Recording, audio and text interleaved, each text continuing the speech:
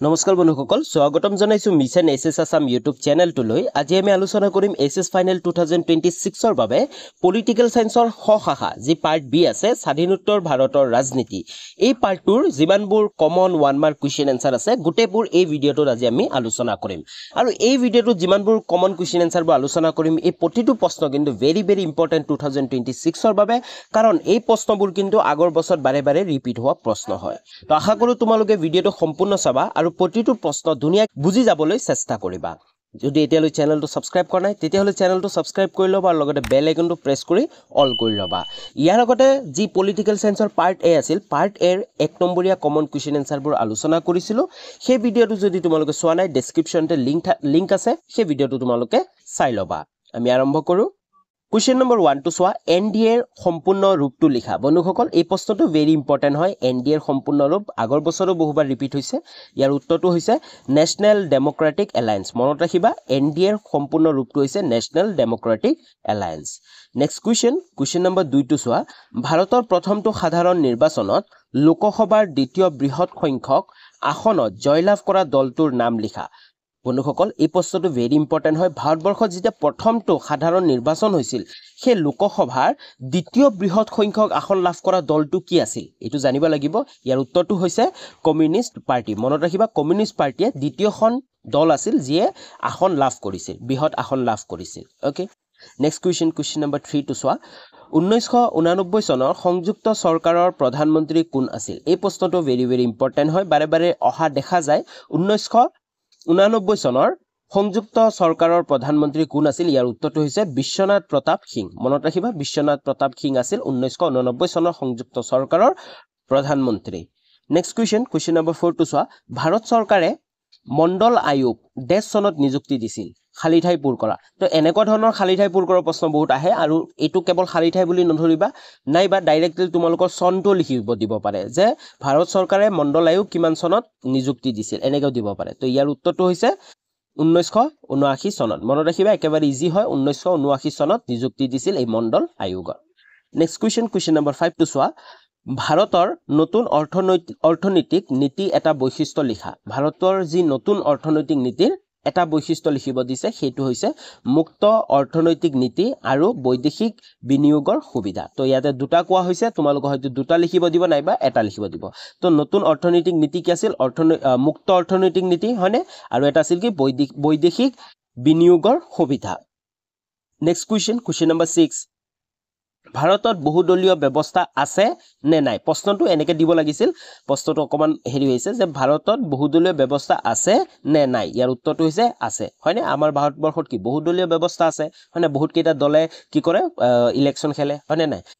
Next question number 7 to soa সংবিধান পৰিষদৰ খসৰা প্ৰস্তুতি সমিতিৰ অধ্যক্ষ কোন আছিল এই প্ৰশ্নটো ভেৰি ইম্পৰ্টেন্ট আৰু একেবাৰে সহজ হয় ইয়াৰ উত্তৰটো তোমালোকে সকলোৱে জানা ইয়াৰ উত্তৰটো হৈছে ডক্টৰ B.R. আম্বেদকাৰ মনত ৰাখিবা সংবিধান সভাৰ খসৰা প্ৰস্তুতিৰ সমিতিৰ অধ্যক্ষ কোন আছিল doctor B.R. Ambedkar next question number 8 Shimla চুক্তি স্বাক্ষৰিত হৈছিল ভাৰত আৰু দেশৰ মাজত এই প্ৰশ্নটো ভেৰি ইম্পৰ্টেন্ট নাইবা এনেকেও দিব পাৰে যে সিমলা চুক্তি কাৰ মাজত স্বাক্ষৰিত হৈছিল প্ৰশ্নটো বহুত প্ৰকাৰে দিব পাৰে যে সিমলা চুক্তি কাৰ মাজত স্বাক্ষৰিত হৈছিল নাইবা আমাক খালি ঠাইও দিছে যে সিমলা চুক্তি স্বাক্ষৰিত হৈছিল ভাৰত আৰু কাৰ মাজত তো ভাৰত আৰু কাৰ মাজত হৈছিল ইয়াৰ উত্তৰটো হৈছে ভাৰত আৰু পাকিস্তানৰ মাজত হৈছিল মনত ৰাখিবা যি সিমলা চুক্তি আছে এই সিমলা চুক্তিখন ভাৰত আৰু পাকিস্তানৰ মাজত স্বাক্ষৰিত হৈছিল next question number 9 to soa প্ৰথম গোষ্ঠী নিৰপেক্ষ সন্মিলন কত অনুষ্ঠিত হৈছিল এই প্ৰশ্নটো ভেৰি ইম্পৰ্টেন্ট আৰু এই প্ৰশ্নটো কিন্তু ইংলিছতো আহে ইংলিছত মানে NAM নাম বুলি আহে যে নামৰ অথবা প্ৰথম গোষ্ঠী নিৰপেক্ষ সন্মিলন কত অনুষ্ঠিত হৈছিল ইয়াৰ উত্তৰটো হৈছে বেলগ্ৰেডত মনত ৰাখিবা বেলগ্ৰেডত অনুষ্ঠিত হৈছিল নাইবা নামৰ প্ৰথম সন্মিলন কত অনুষ্ঠিত হৈছিল এনেকৈ আহে next question number 10 to soa ভাৰতীয় সংবিধানৰ ডেশ নং অনুচ্ছেদে জম্মু কাশ্মীৰক বিশেষ মৰ্যাদা প্ৰদান কৰিছিল তো ভাৰতীয় কোন সংবিধানৰ ডেশ নং অনুচ্ছেদে কোনটো অনুচ্ছেদে জম্মু কাশ্মীৰক বিশেষ মৰ্যাদা প্ৰদান কৰিছিল ইয়াৰ উত্তৰটো হৈছে সকলোৱে জানা 370 হয়নে 370 নং অনুচ্ছেদে বিশেষ মৰ্যাদা প্ৰদান কৰিছিল next question number 11 to soa NADA অথবা ইংলিছত এনেকৈ দিব NEDA নেডাৰ সম্পূৰ্ণ ৰূপটো লিখা তো পলিটিক্যাল সায়েন্সত কিন্তু সম্পূৰ্ণ ৰূপ লিখা প্ৰতিটো বছৰে আহিব তো যিমানবোৰ পাৰ্ট 1 ভিডিঅটো আমি বহুত কেইটা সম্পূৰ্ণ ৰূপ লিখা অথবা শৰ্ট সম্পূৰ্ণ ৰূপ লিখা বহুত কেইটা প্ৰশ্ন আছিল সেইবোৰ আলোচনা কৰিছিল তোমালোকে প্ৰতিটোৱে জানিব লাগিব প্ৰতিটোৰ ফুল ফৰ্ম কেইটা জানিব লাগিব কাৰণ প্ৰতিটো বছৰতে কিন্তু ফুল ফৰ্ম লিখিব অহা দেখা যায় সম্পূৰ্ণ ৰূপটো লিখা অহা দেখা যায় তো নেডাৰ সম্পূৰ্ণ ৰূপটো হৈছে নৰ্থ ইষ্ট ডেমোক্ৰেটিক এলায়েন্স মনত ৰাখিবা নেডাৰ সম্পূৰ্ণ ৰূপ হৈছে north east democratic alliance okay next question আগবঢ়াৰ আগতে তোমালোকক জনাই দিও যে তোমালোকে আমাৰ WhatsApp চেনেলটো জয়েন হৈ থাকিবা সেই WhatsApp চেনেলটো তোমালোকে নতুন নতুন আপডেটবোৰ পাই থাকিবা আৰু WhatsApp চেনেলটো লিংক ডেসক্ৰিপচনতে আছে তোমালোকে জয়েন হৈ লোৱা আৰু তাত তোমালোকে PDF সমূহ পাই যাবা তাৰ লগতে তোমালোকে মোৰ Instagram ID টো ফলো কৰি ল'ব পাৰা যদিহে তোমালোকৰ কিবা কোৱেশ্চন থাকে নয়বা কিবা সুধিব থাকে তেনেহলে মোক Instagramত সুধিব পাৰা আমি নেক্সট কুৱেশ্যন আগবঢ়ো কুৱেশ্যন নম্বৰ 12 টো চোৱা ভাৰতৰ কোনখন ৰাজ্যত পৃথিৱীৰ ভিতৰতে প্ৰথমবাৰৰ বাবে কোনো এটা সাম্যবাদী দলে গণতান্ত্ৰিক নিৰ্বাচনৰ মাধ্যমেৰে ক্ষমতা দখল কৰিছিল এই প্ৰশ্নটো ভেৰি ইম্পৰ্টেন্ট হয় কৈছে যে ভাৰতৰ কোনখন ৰাজ্যত পৃথিৱীৰ ভিতৰতে প্ৰথমবাৰৰ বাবে কোনো এটা সাম্যবাদী দলে গণতান্ত্ৰিক নিৰ্বাচনৰ মাধ্যমেৰে ক্ষমতা দখল কৰিছিল ইয়াৰ উত্তৰটো হৈছে কেৰালাত সাম্যবাদী দলে কি কৰিছিল ক্ষমতা দখল কৰিছিল কেৰালা হয় দুই উত্তৰটো নেক্সট কুৱেশ্যন নম্বৰ 13 টো চোৱা দেশ সংবিধান সভাৰ খচৰা সমিতিৰ সভাপতি আছিল এই প্ৰশ্নটো অলপ আগতে আমি আলোচনা কৰিলো খালি ঠাই পূৰ কৰা এনেকুৱা আহিব পাৰে নাইবা ডাইৰেক্ট কুৱেশ্যন আহিব পাৰে যে সংবিধান সভাৰ খচৰা সমিতিৰ সভাপতি কোন আছিল তো ইয়াৰ উত্তৰটো মই কৈ নিদো অলৰেডি আমি আলোচনা কৰিলো তো ইয়াৰ উত্তৰটো তোমালোকে কমেন্ট কৰি জনা তোমালোকে কমেন্টত 13 লিখিবা ডাইৰেক্ট কমেন্ট নকৰিবা 13 লিখি যেটো কাৰেক্ট আনসাৰ হয় হেতু তোমালোকে কমেন্ট কৰি জনোৱা নেক্সট কুৱেশ্যন আগবঢ়ো কুৱেশ্যন নম্বৰ 14 টো চোৱা নামৰ প্ৰথম গোষ্ঠী নিৰপেক্ষ শিখৰ সন্মিলন ক'ত অনুষ্ঠিত হৈছিল অলপ আগতে যে আমি আলোচনা কৰিলো গোষ্ঠী নিৰপেক্ষ সন্মিলন ক'ত অনুষ্ঠিত হৈছিল তো তাকে নাম বুলি কোৱা হয় ইয়াৰ উত্তৰটো হৈছিল বেলগ্ৰেড চহৰত মনত ৰাখিবা বেলগ্ৰেড চহৰত ওকে তো দুই প্ৰকাৰ আহিব পাৰে হেকাৰণে মই দুইটাই প্ৰশ্ন দি দিছো নাম নাম লিখাও দি দিছো ডাইৰেক্ট গোষ্ঠী নিৰপেক্ষ সন্মিলন বুলিও দি দিছো নেক্সট কুৱেশ্যন নম্বৰ 15 টো চোৱা চীনে ভাৰত আক্ৰমণ কৰিছিল 1960 1962 1964 চনত শুদ্ধ উত্তৰটো বাছি উলিওৱা ইয়াৰ পে যোনটো শুদ্ধ উত্তৰ হেতু শুদ্ধ উত্তৰ বাছি উলিয়াব দিছে এনেকুৱা ধৰণৰ প্ৰশ্ন অহা দেখা যায় ইয়াৰ শুদ্ধ উত্তৰটো হৈছে 1962 চনত মনত ৰাখিবা 1962 চনত চীনে ভাৰত আক্ৰমণ কৰিছিল নেক্সট কুৱেশ্যন আগবঢ়ো কুৱেশ্যন নম্বৰ 16 টো চোৱা নৰ্মদা বাচাও আন্দোলনৰ এজন অথবা এগৰাকী প্ৰখ্যাত নেতা অথবা নেত্ৰীৰ নাম উল্লেখ কৰা তো নৰ্মদা বাচাও আন্দোলনৰ এজন প্ৰখ্যাত নেতা বা নেত্ৰীৰ নাম হৈছে ইয়াৰ উত্তৰটো ভেৰি ইম্পৰ্টেন্ট হয় মেধা পাটকাৰ হয় না তোমালোকে বহুবাৰ শুনিছে এই নামটো মেধা পাটকাৰৰ কথা তো ইয়াৰ উত্তৰটো হৈছে মেধা পাটকাৰ নেক্সট কুৱেশ্যন নম্বৰ 17 টো চোৱা ৰাজ্য পুনৰ্গঠন আইনখন কোন চনত গৃহীত হৈছিল এই প্ৰশ্নটো ভেৰি ইম্পৰ্টেন্ট যে ৰাজ্য পুনৰ্গঠন আইনখন কোন চনত গৃহীত হৈছিল ইয়াৰ উত্তৰটো হৈছে 1956 চনত গৃহীত হৈছিল নেক্সট কুৱেশ্যন নম্বৰ 18 টো চোৱা তথ্য জনাৰ অধিকাৰ আইন 2005 চনত বলবৎ হৈছিল সত্য নে অসত্য তো তোমালোকে চোৱা সত্য নে অসত্য এনেকুৱা প্ৰশ্ন বাৰে বাৰে অহা দেখা যায় আৰু প্ৰতিটো বছৰতে দেখা যায় হয়তো এই বছৰো আহিব পাৰে যে সত্য নে অসত্য লিখা তো আমাক কৈছে যে তথ্য জনাৰ অধিকাৰ আইন 2005 চনত বলবৎ হৈছিল ইয়াৰ উত্তৰটো হৈছে সত্য হয়নে সত্য হয় 2005 চনতে বলবৎ হৈছিল এই তথ্য জনাৰ আইনখন নেক্সট কুৱেশ্যন নম্বৰ 19 টো চোৱা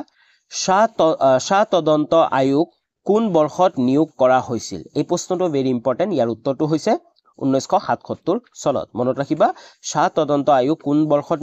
নিয়োগ কৰা হৈছিল 1977 চনত নেক্সট কুৱেশ্যন নম্বৰ 20 সৰ্বাত্মক বিপ্লৱ কোনে আৰম্ভ কৰিছিল এই প্ৰশ্নটো ভেৰি ইম্পৰ্টেন্ট হয় সৰ্বাত্মক বিপ্লৱৰ কথা বাৰে বাৰে অহা দেখা যায় কোনে আৰম্ভ কৰিছিল ইয়াৰ উত্তৰটো হৈছে জয়প্ৰকাশ নাৰায়ণে আৰম্ভ কৰিছিল মনত ৰাখিবা সৰ্বাত্মক বিপ্লৱ কোনে আৰম্ভ কৰিছিল জয়প্ৰকাশ নাৰায়ণে ওকে নেক্সট কুৱেশ্যন নম্বৰ 21 টো চোৱা ভাৰতীয় জনসংঘৰ প্ৰতিষ্ঠাপক সভাপতি কোন আছিল এই প্ৰশ্নটো ভেৰি ইম্পৰ্টেন্ট হয় ভাৰতীয় যি জনসংঘ আছিল এই জনসংঘৰ প্ৰতিষ্ঠাপক সভাপতি কোন আছিল ইয়াৰ উত্তৰটো হৈছে শ্যাম প্ৰসাদ মুখাৰ্জী মনত ৰাখিবা নামটো কি শ্যাম প্ৰসাদ মুখাৰ্জী কোন হয় শ্যাম প্ৰসাদ মুখাৰ্জী ভাৰতীয় জনসংঘৰ প্ৰতিষ্ঠাপক সভাপতি আছিল তো ওকে নেক্সট কুৱেশ্যন নম্বৰ 22 টো চোৱা প্ৰথম পঞ্চবাৰ্ষিক পৰিকল্পনাৰ অন্তৰ্ভুক্ত এটা বৃহৎ পৰিকল্পনাৰ নাম লিখা যি প্ৰথম পঞ্চবাৰ্ষিক পৰিকল্পনা আছে সেই পৰিকল্পনাৰ অন্তৰ্গত এটা বৃহৎ পৰিকল্পনাৰ নাম লিখিব দিছে আমাক এটা লিখিব দিছে তো সেইটো হৈছে ভাগ্ৰা ভাক্ৰা নাঙল বান্ধ মনত ৰাখিবা ভাক্ৰা নাঙল বান্ধ সেইটো আছিল কি পঞ্চ পৰিকল্পনাৰ এটা বৃহৎ পৰিকল্পনা আছিল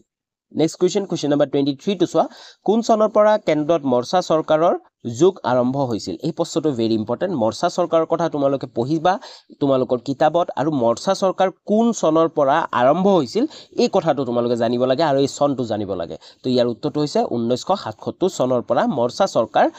যুগ আৰম্ভ হৈছিল নেক্সট question number 24 to চোৱা ভাৰতৰ পৰিকল্পনা আয়োগৰ খলনি কোনটো প্ৰতিষ্ঠান গঢ়ি তোলা হৈছিল পৰিকল্পনা স্পেলিংটো অকমান ভুল হৈ আছে পটো আগত হ'ব লৈছে তাৰ পিছত ৰটো হ'ব লৈছে তো তোমালোকে আশা কৰো বুজি পাইছা মই কৈ দিছো ভাৰতবৰ্ষত পৰিকল্পনা আয়োগৰ খলনি যি পৰিকল্পনা আয়োগ আছিল সেই পৰিকল্পনা আয়োগৰ খলনি কোনটো প্ৰতিষ্ঠান গঢ়ি তোলা হৈছিল তাৰ খলনি কোনটো প্ৰতিষ্ঠান গঢ়ি তোলা হৈছিল একেবাৰে সহজ তোমালোকে শুনা পাইছা নীতি আয়োগ হয়নে নীতি আয়োগ কি কৰা হৈছিল গঢ়ি তোলা হৈছিল পৰিকল্পনাৰ খলনি পৰিকল্পনা আয়োগৰ খলনি okay next question number 25 to চোৱা কোনটো দলে ৰাষ্ট্ৰীয় গণতান্ত্ৰিক মৰ্চাক প্ৰতিনিধিত্ব কৰে এই প্ৰশ্নটো ভেৰি ইম্পৰ্টেন্ট হয় বাৰে বাৰে ৰিপিট হোৱা দেখা যায় কোনটো দলে ৰাষ্ট্ৰীয় গণতান্ত্ৰিক মৰ্চাক প্ৰতিনিধিত্ব কৰে ইয়াৰ উত্তৰটো হৈছে ভাৰতীয় জনতা পাৰ্টি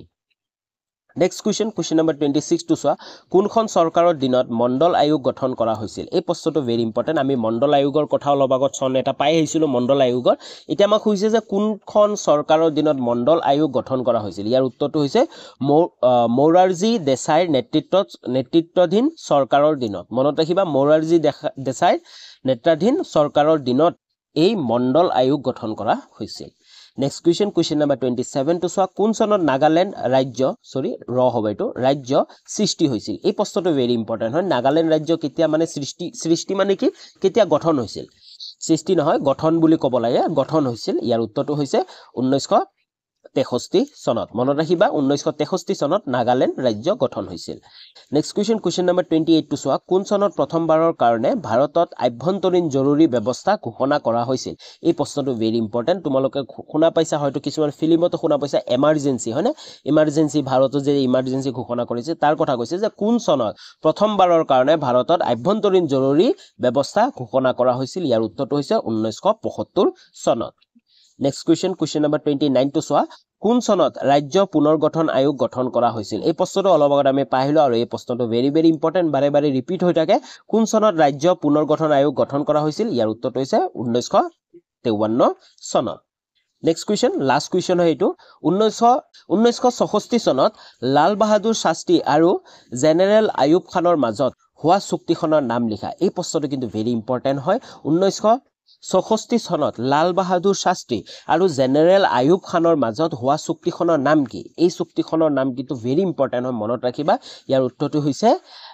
টাস্কেণ্ট এগ্ৰিমেণ্ট নাম কি টাস্কেণ্ট এগ্ৰিমেণ্ট আছে এই চুক্তিখনৰ নাম কি আছিল টাস্কেণ্ট এগ্ৰিমেণ্ট ওকে বা টাস্কেণ্ট চুক্তি বুলি ক'ব পাৰা এগ্ৰিমেণ্টটো ইংলিছত কোৱা হয় টাস্কেণ্ট চুক্তি বা টাস্কেণ্ট এগ্ৰিমেণ্ট ক'লে তোমালোকৰ শুদ্ধ হ'ব ওকে তাজিলৈ ইমানখিনি আছিল আশা কৰো তোমালোকে